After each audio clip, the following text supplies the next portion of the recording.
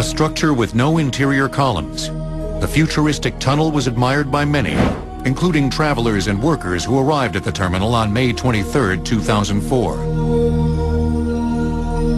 11 months after opening celebrations.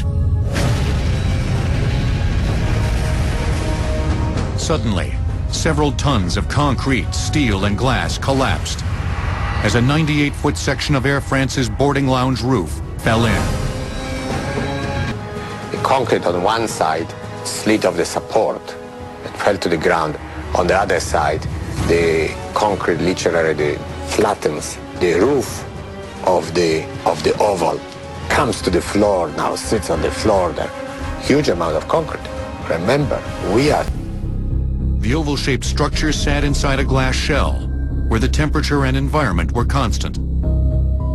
The glass encasing rested on tensioning cables that kept the oval from bulging out.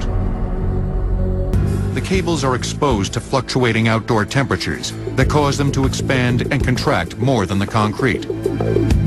On a hot day, the cables expand and slacken, reducing structural support and increasing the likelihood that cracks will form. The cable suddenly cools down. We know that just prior to the collapse there was a massive drop in temperatures. The cable shortens. What happens when the cable shortens? It wants to straighten out.